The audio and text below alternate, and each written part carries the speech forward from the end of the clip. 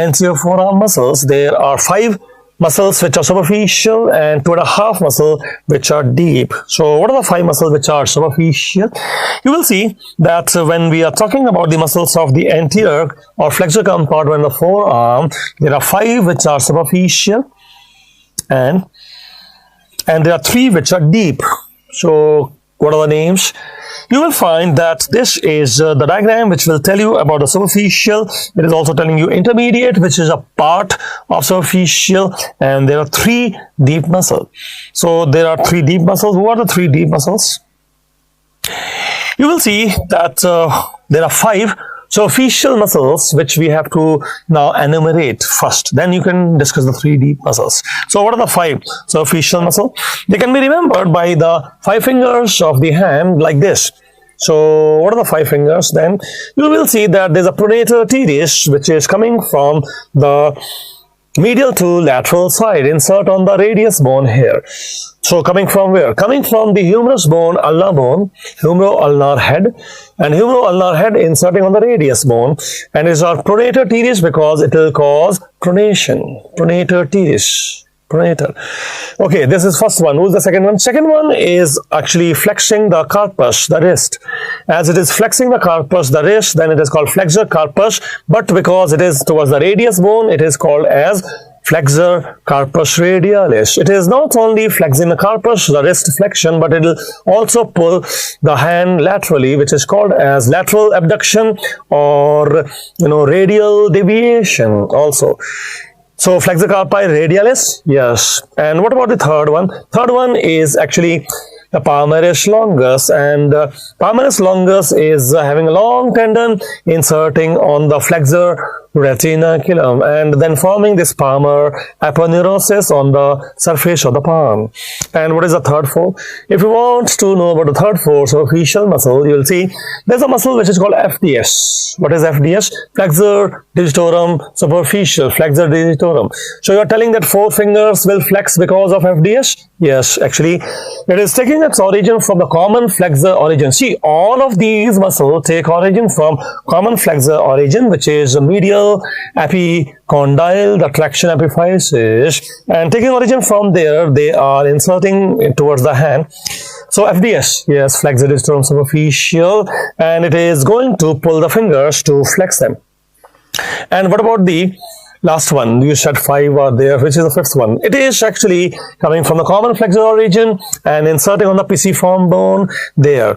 So when it is inserting on pisiform bone, what is it doing? Flexing the carpus from the ulnar side. This is ulnar side, ulnar bone, ulnar side. So you're telling the muscle is called flexor carpus ulnaris. Yes, it is actually having this pisiform bone, which is a sesamoid bone in its tendon, and it is not only flexing the carpus but also doing ulnar deviation or ADD adduction. ADD adduction.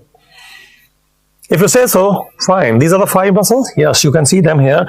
This is the pronator teres for pronation. Then there's a flexor carpus radialis and palmaris longus and flexor digitorum superficial and flexor carpus ulnaris. Actually, more clear diagram will be here.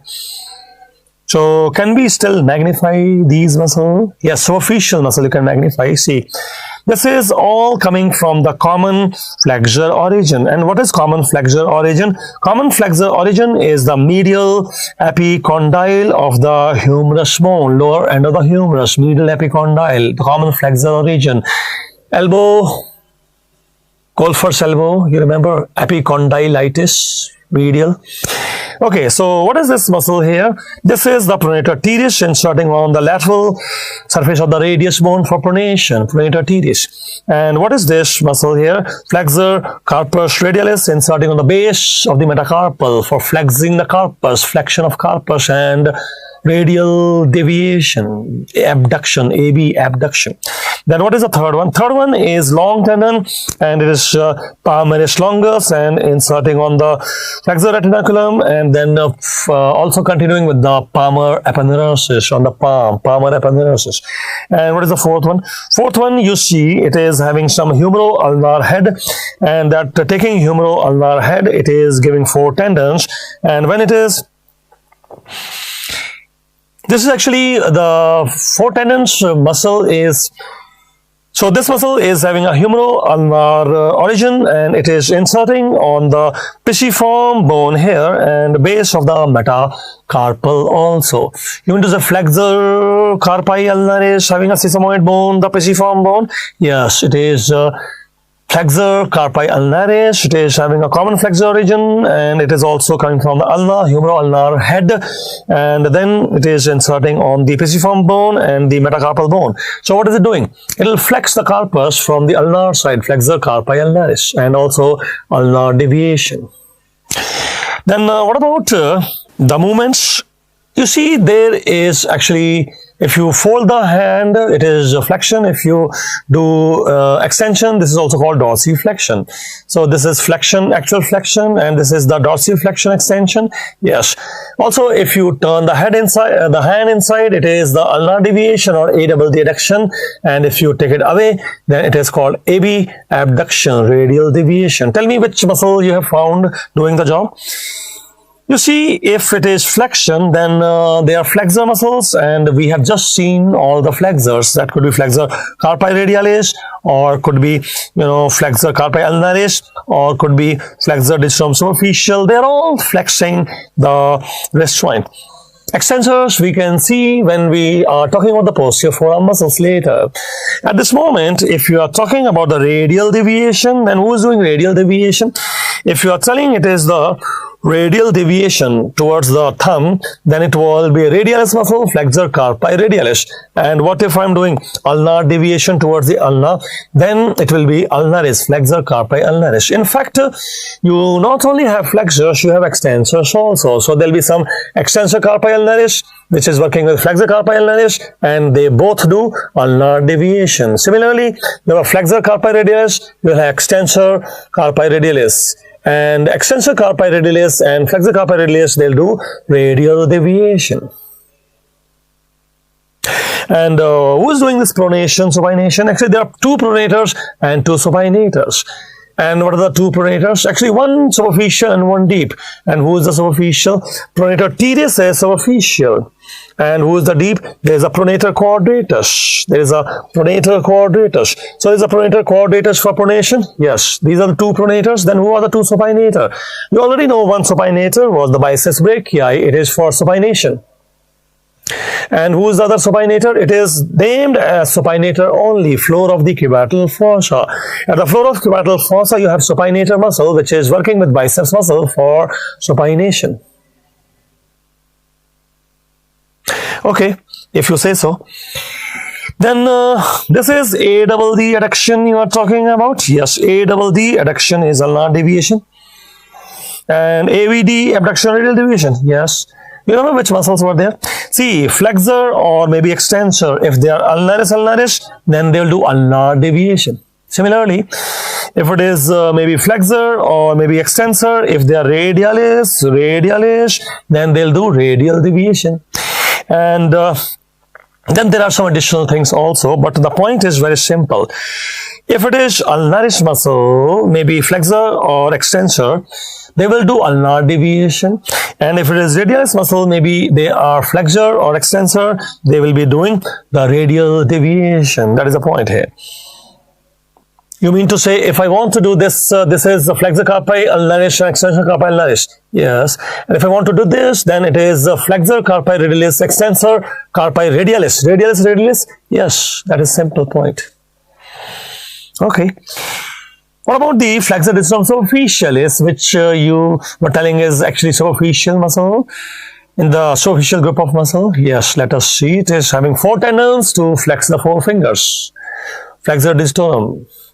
Okay, so what is the origin? Origin is actually humero-radial ulnar origin. So humerus, radius, ulnar, all the 3 places. Yes, it is taking origin from all the 3 places, and then it is going to insert into the 4 fingers. Actually, it will have, the tendon will split into 2 and insert on the middle phalanx, and middle phalanx.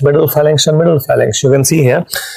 This tendon will have a split tendon, which will be then inserting on the middle phalanx. So when it is inserting on the middle phalanx, what it will do? See, this is the origin, this is the insertion. It will pull, it will flex the fingers. That is what it does. Flex the finger. FDS. Okay.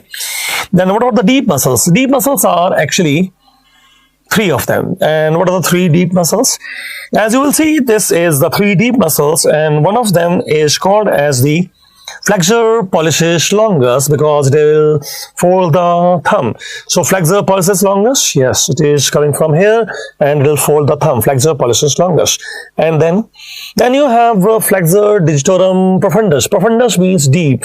So flexor digitorum profundus. You mean to say deep to FDS there is FDP. Yes, and FDP tendon are also 4 in number, but inserting on the base of the distal phalanx. Base of the distal phalanx, and that will be FDP. Flexor digitorum profundus. Oh, I can see them. This is the FDP. Yes, that is the FDP. You can see it inserting on the base of the distal phalanx and pulling the fingers to fold them. What is inserting here to the base of the thumb phalanx? That was flexor pollicis longus. Flexor pollicis longus.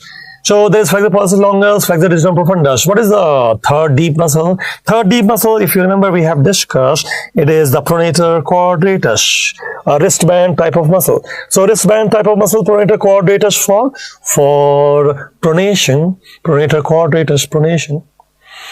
Okay, fine. So these are the 3 deep muscles in the anterior forearm. Yes, they are. Now, as you are talking about the 2 supinator to pronator, who are they? See, biceps brachii is a powerful supinator.